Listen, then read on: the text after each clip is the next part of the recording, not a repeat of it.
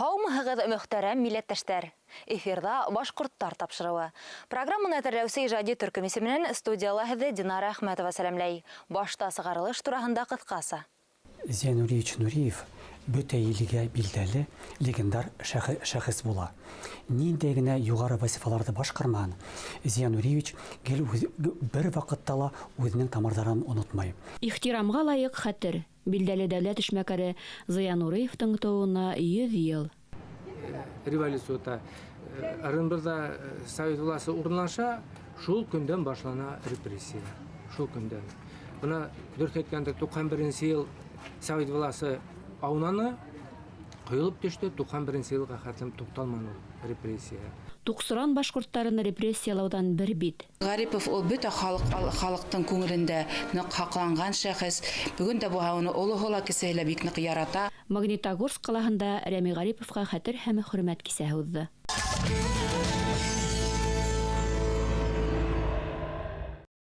Башҡорттар араһында тик 19-нсы быуат урталарында ғына сәнәғәт тауарҙары киң ҡулланылыш таба башлай. Шул мәлдәрҙә фабрикаларда етештерелгән туҡылған тауарҙар таҫтамал, кейем-һалым, балаҫ һәм келәм һатыуға сығарыла. Уға тиклем башҡорттар кейем тегеү өсөн туҡманы, еп, буяу һәм туҡыу ҡорамалдарын да үҙҙәре етештергән. Һарыҡ йөнөнән балаҫ һуғыу мең башҡорттар араһында киң таралған булған. Киләһе яҙмала халҡыбыҙҙың үҙенсәлекле шөғөлдәренең береһе Дим буйы башҡорттарының балаҫ һуғыу һөнәре менән танышайыҡ. Күренекле ғалим Рәил Күзеев башҡорт халҡының барлыҡҡа килеүе исемле хеҙмәтендә балаҫ һуғыу бигерәк тә көньяҡ-көнбайыш башҡорттарында, йәғни Дим йылғаһы буйында үҫешкән тип билдәләй. Бөгөн был һөнәр юғала барһа ла, аҫалы балаҫтың аҫыл биҙәктәре өлгөләрен фәнни кимәлдә өйрәнгән һәм балаҫ һуғыуҙы һаҡлау өсөн янған шәхестәребеҙ бар. Орнаменты, они же именно и называются оксалы палас. Не то, что вот кёш палас какой-то, а именно создаешь какой-то орнамент, от души что-то туда вкладываешь. Но башкирский палас, его особенность именно в том, что орнаменты, они как вот суры из Корана. Их нельзя и видоизменять. Они каждый что-то означает. И вот у меня... Башҡорт балаҫтарының биҙәктәре ябай түгел. Улар аҫалы тип атала. Сөнки һәр биҙәкте оҫта ижад итә, күңелен һала. Башҡорт балаҫтарының биҙәктәре Ҡөрьән сүрәләре кеүек. Уларҙы үҙгәртергә ярамай. Биҙәктең һәр береһе лә нимәнелер аңлата. Йәштәрҙе лә был һөнәргә өйрәтеү, ылыҡтырыу маҡсатында беҙ балалар менән 2009 йылда уҡ яҡын тирәләге ауылдарға йөрөй башланыҡ. Һәм Миәкә районы аҫалы балаҫтарының каталогын төҙөнөк. Мәҫәлән, был биҙәк йондоҙ аҫа тип атала. Уны Баҙыян сәскә тип тә йөрөтәләр. Армавир ҡалаһында Бөтә Рәсәй конкурсында ҡатнаштык һәм халыҡ йолаларын тергеҙеү номинацияһында дипломға лайыҡ булдык. Российского уже заключительного этапа. И членами жюри наша работа была отмечена в своей номинации за сохранение народных традиций, за возрождение народного творчества. Ученица была награждена дипломом. Дим буйы балаҫтарында ҡаҙ тәпәйе, йондоҙ, нағыш, еләк, батмус аҫа, буй балаҫ, төрлө геометрик фигура, ромб, өсмөйөш, шаҡмаҡтар менән ҡаймалатылған аҫалы балаҫ биҙәктәре урын алған. 20-нсы быуатта Рауза гөлө, аҡ сәскә кеүек өлгөләрҙе лә балаҫ оҫталары яратып ҡуллана башлағандар. Каждый орнамент что-либо обозначает. Но, может быть, это объясняется, вот, когда спрашиваешь у бабушек, вот этот орнамент что означает? Они объясняют, что вот этот здоровье обозначает. Например, вот у меня есть палас, он так и называется «бюты аса». Что вот треугольник, он как бы символ здоровья идет. Но вот эти расцветки, вот эти краски, которые предполагают... Һәр биҙәк нимәнелер аңлата. Элек ҡарт әбейҙәр биҙәктәрҙе уҡый торғайны. Мәҫәлән, беҙҙә бөтөй аҫа тигән биҙәк бар. Ул сәләмәтлекте, һаулыҡты аңлата. Биҙәктәргә төҫтө һәр оҫта үҙенең күңеле ҡушҡансы һайлай. Миәкә балаҫтары сағыу, асыҡ төҫтәге буяуҙар менән һуғыла. Мастерицы, рукодельницы, которые это делают. Но здесь еще и отличают миякинские, я так и называю, миякинские ковры демских башкир. Наверное, и красота, и красочность этих ковров. Может быть, красота души, может быть, красота природы. Үкенескә ҡаршы балаҫ һуғыу башҡорт ауылдарында юҡҡа сыға бара. Хәҙер был эш менән өлкән апайҙар ғына шөғөлләнә. Миәкә районының Тамъян Таймаҫ ауылында ла хеҙмәт дәрестәрендә ҡыҙҙарға был боронғо һөнәр серҙәренә төшөндөрәләр. когда у нас мероприятия какие-либо, праздники, какие-то торжества, всегда наш район, как свою визитную карточку, представляет народные башкирские паласы, которые выполнены нашими бабушками. Но этих бабушек уже нет в живых многих. И вот ладно, год. Асалы балақтар біздің районыбыздың визит карточкаһы булып һанала тигәндә лә хата булмас. Әмма һәр бидәктең мәгънәһен аңлата белгән өлкән яшьтәге осталарыбыз азая бара. Шуңа күрә лә мин башкортларның был һөнәре яклауга, һаклауга һәм үстерүгә мохтаҗ дип уйлайм. Миякә районының Елдәр авылынан Гүзәл Вәлитова кебек халык осталары барда, башкорт асалы баластары өләсәйләр хандыгында гына һәм музей экспонаты булып кына хакланмас дигән өмет зур.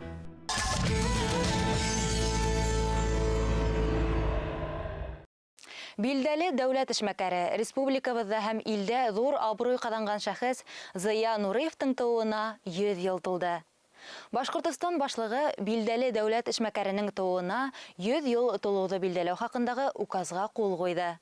Уга ярашлы Үзәк дәүләт җәмәгать берекмәләре архивында Зыя Нуриевның шәхси фонды булдырылды. Зыя Нуриевтың тууына 100 ел тулган көндә Мәскәүдә Башкортстандың һәм Советтар Союзының күренекле дәүләт эшмәкәренә һәйкәл асу тантанаһы булды. Өфөлә истәлекле такта таш асылды. Мемориале Башкортстан Республикаһы йорты эргәһендәге скверда урынлашкан. Өфө кала советы карары менән скверга Зыя Нуриев исеме бирелде.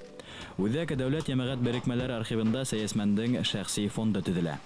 Әлеге вакытта безнең архивта уның шәхси эше хаклана һәм Ошондай 2015 елда Зыя Нуриевичтің шәхси фонды алдында бик актив төзү буенча бик актив эшләйбез. Фонды төзегәндә үзебезнең Башкортстан өлкә комитет партияның өлкә комитет документларында алабыз, айрым алабыз.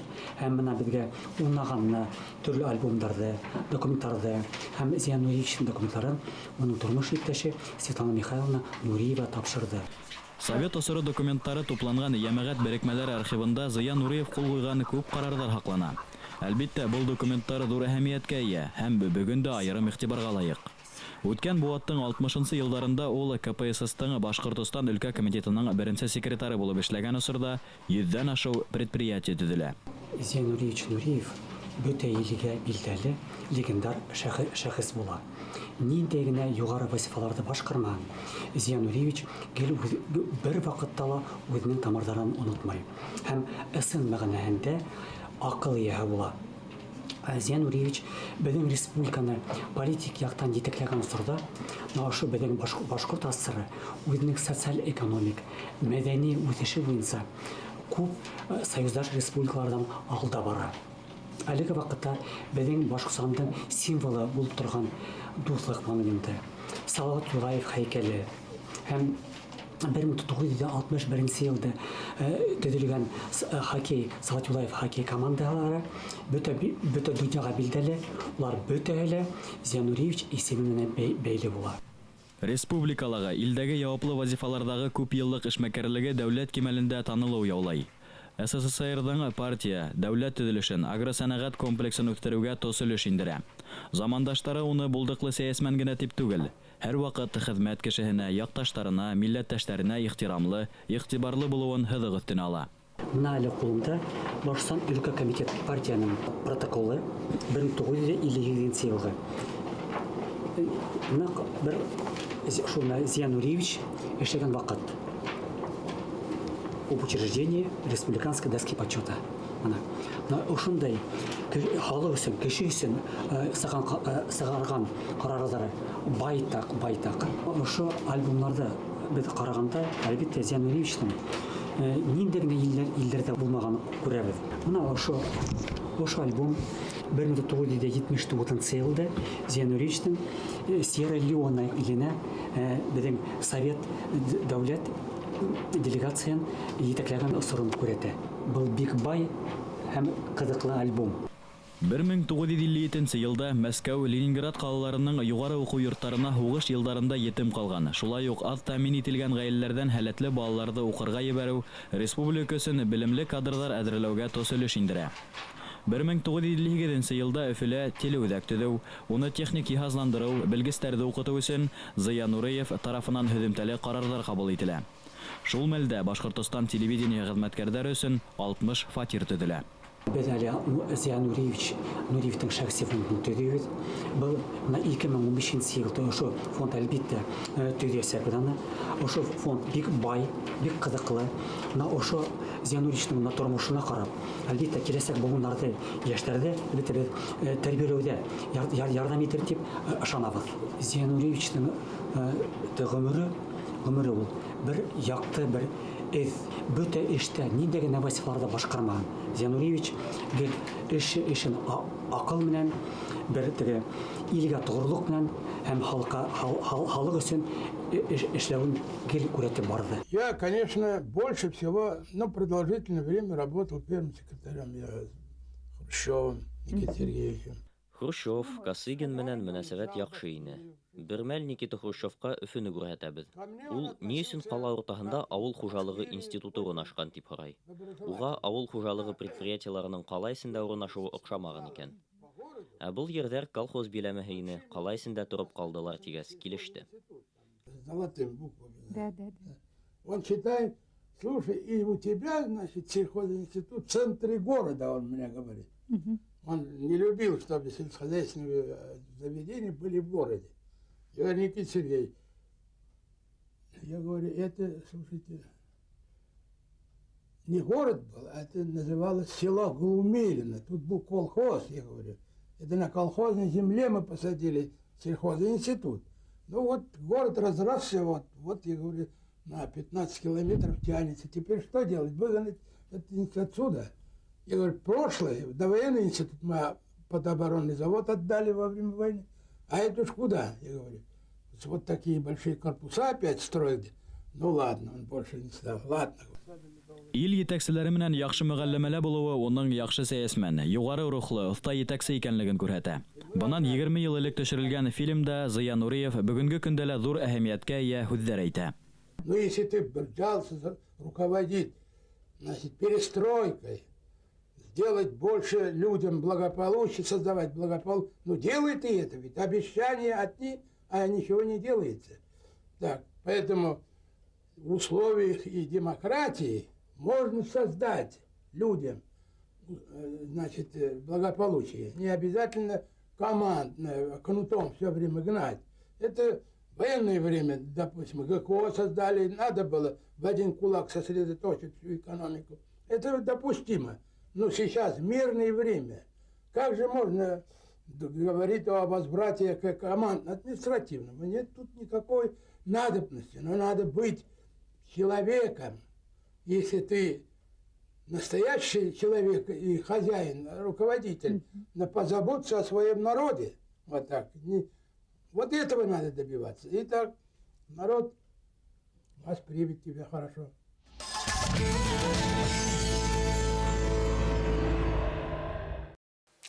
Шәхес культы курбандарының язмышын өйрәнеп тә, язып та бетерерлек түгел. Репрессиянан төрле каза һәм ябер күргән гаиләләр һәр йорт һайын исәпләнә. Киләһе язмабыз репрессияланган Ырымбур башкортлары турында. 1917 елгы февраль революциясынан һуң Башкорт Үзәк шураһы Ырымбурда Башкортстан мөхәрриятен рәсми рәвештә игълан итә. Башкорт хөкүмәтен, башкорт гаскәрен Ырымбурдар зур кәеф менән күтәреп ала. Граждандар һугышы башланып киткәс, безнең башкортлар Әхмәт Зәки Вәлидин сакыру буенча гаскәргә кушылалар. Менә бүгенге көндә билдәле Туксаран кантонында яңа Юрмата дигән авыл, Руса Новогумерова дип йөртәләр. Без инде Юрмата дигән авылдан бигрәк күп башкортлар катнашар. Үзләренең аттары белән менә безнең Иске Гумар авыл башкортларга бигрәк күп катнашалар. Безнең авылда менә парттар һөйләү буенча 200 кенә кеше большевикларның артынан ярып киткәннәр. Калгандар бөтәһле безнең ватаныбыз өчен, Башкортстан өчен. Туксыран кантоны башкортлары Зәки Вәлидидің эшмәкәрлеген, оның фикерләрен хуплай. Уны милли азатлык хәрәкәтендә үзләренең етәкчесе итеп таный. Уга зур таяныс була. Иске Гумар авылында Зәки Вәлиди 1917 елның 4-5 апрелендә Гайсин Бәхтигәре бабайның йортында кунып киткән. Авыл карттары был вакыйганы әле лә яхшы хәтерләй. 12 елның декабрь айында безнең Суран елгаһы буенда безнең 2 башкорт полкы, бер казак полкы, бозаулык ягынан килгән бер кызыл армия полкын кыйраталар. башкорттар. Ул менә шу билдәле железный дивизия дип йөртәләр бит инде тарихта беләбездер. Аның командиры Гай. Ана шул Гайдың дивизияһы килә безнең менә Башкортстан, безнең битне Туксаран кантоны Башкортстанның сите булып яткан була. Шунда килгән вакытларында алар яланда ни коралар? Ял итәргә палаткалар коралар, кызылдар. Кызылдар безнең башкорттар әйтәләр, ул кызылдар нидер дип, динһезләр дип, безнең башкорт халкына каршылар дип, башкорт безнең ватаныбызды, автономиябызды емергә киләләр дип, шуның өчен төнне һөҗүм итәләр. Декабрь айында төнне Соран елгасы аша боздан аша аттар белән сыгып, шул яланда туктаган кызыл полкты тармар итәләр. Берничә генә кеше касып катыла. Менә шул яу күрһәтеп тора инде башкортларның ничек үзләренең менә автономия өчен көрәшкәннәр. Менә безнең Иске Гумар авылы, Юрмат авылы башкортлары, Бәвес һәм башка авылдар бигрәк күп Туксаран буенда башкорт авылдары. Вот ана шулар бөтәһелә башкорт гаскәрләренә кушылып автономия өчен көрәшеп йөриләр. Фәнил Ишбулатовка озак елдар Ырымбурдагы федераль иминлек хезмәте идаралыгында эшләргә туры килә. Шул елдарда ул нахак яза тагылып, язмыштары селпәрәмә килгән байтак якташларының делалары менән таныша. 125 башкорт егетенең исемен асыклай. 30 елларда уларды әлбәттә бөтәһендә репрессия шәхес культы корбандар булалар бөтәһеле. Менә шул егеттәр үзләренең аттары белән, үзләренең коралдары белән, үзләренең кылычлары белән сыгып, башкорт автономиясын хугышып йөргән егетләрне 30 елдар кулга алып, күбен аталар. Революция үтә. Ырымбурда Совет власы урнаша, шул көндән башлана репрессия. Шул көндән.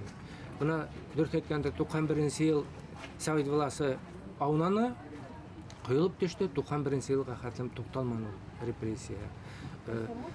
Әлбәттә менә 37-38 елларда менә тарихчылар әйтәләр бит инде год большого террора диләр бит инде. Әлбәттә ул менә бер ел эчендә бигрәк күп башкортлар явапка тартылды. Ул аны әйтергә кирәк, башкортлардан түгел, әлбәттә, бөтен совет халкын явапка тартырдылар. Гаепһез кешеләр дип.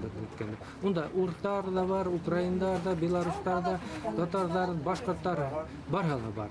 Гаепһез кешеләрне явапка тартырып, атудар, я 10 елга төрмәгә ибәрүләр, ана шул 37-38 елда. Нисеге тормышка ашырылган һуң хөкемгә тарттырулар. Бүгенге көндә бит инде билдәле, бөтен кешеләр белә. Алдан ук җинаят эше әзерләнгән була бит инде.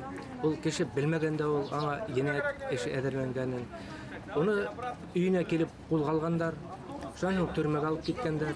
Унда менә шул әзер эште кулына тоттыргандар да әйткәннәр.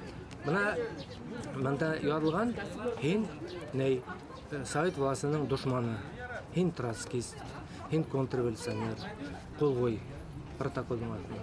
Әлбәттә, берәүдә кул куймаган. Ул үзенең гаебен кем таныһын, гаепһез кеше. Тик улар кыйнап, тукмап, типкеләп, язалап, шу кулды куйдырырга мәҗбүр иткәннәр.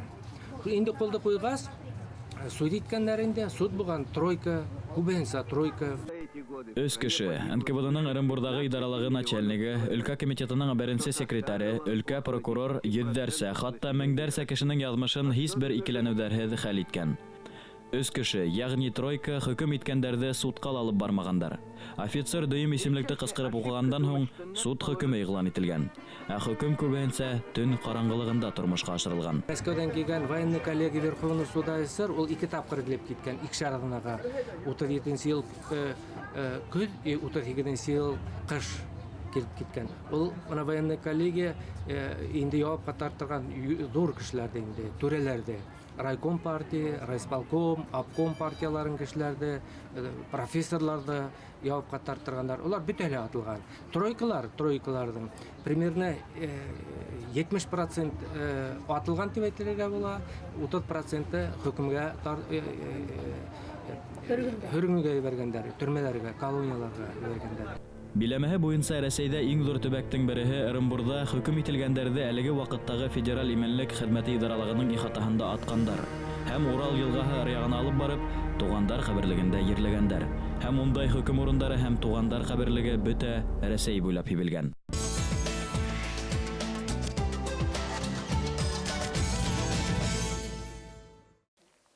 Халкым теле минең хаклык теле. Унан башка минең илем юк. Илен һөймәҫ кенә телен һөймәҫ. Иле юктың гына теле юк. Нәҡ ошо шиғри юлдары өсөн күренекле шағир Рәми Гарипов узған Булаттың 60-нчы йылдарында милләтселектә гаепләнә. Бөгөн туган тел шиғыры рус телендә лә яңгырай.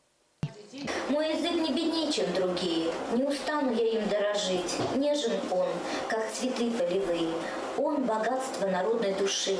Мой язык — это родины голос, без него жить стране не дано.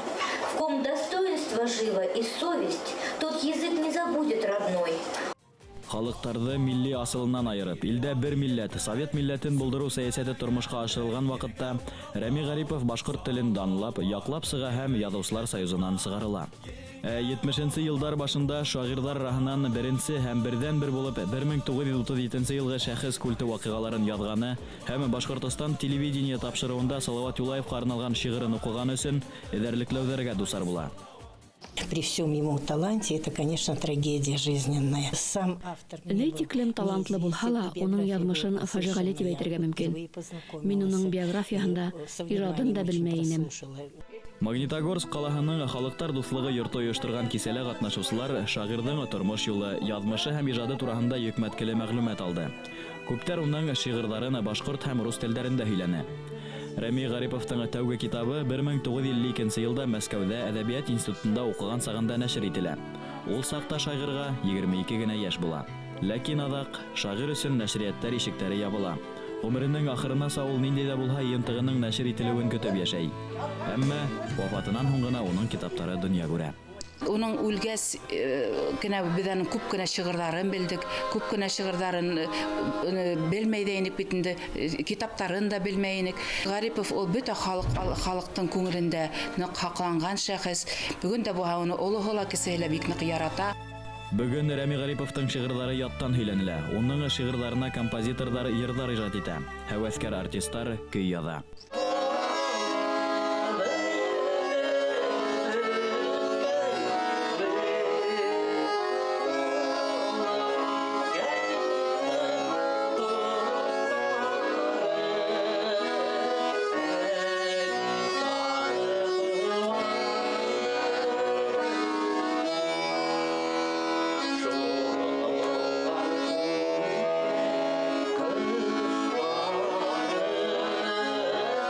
Шағирҙарҙың, композиторҙарҙың һәм башҡа шундай күренекле шәхестәрҙең юбилей булһа ғына ҙур иғтибар бөтә республика, бөтә Рәсәй тип әйтерлек уны иҫкә ала.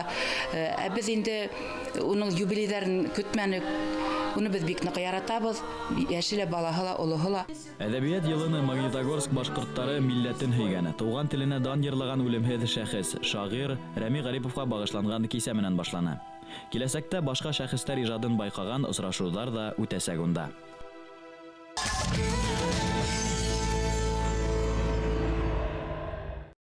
Хөрмәтле телевизор ҡараусылар, ошоноң менән тапшырыуыбыҙ тамам.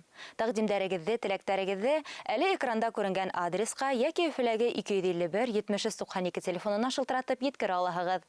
Беҙ тапшырыуҙы әҙерләүсе ижади төркөм һеҙҙең менән хушлашабыҙ. Һау булығыҙ.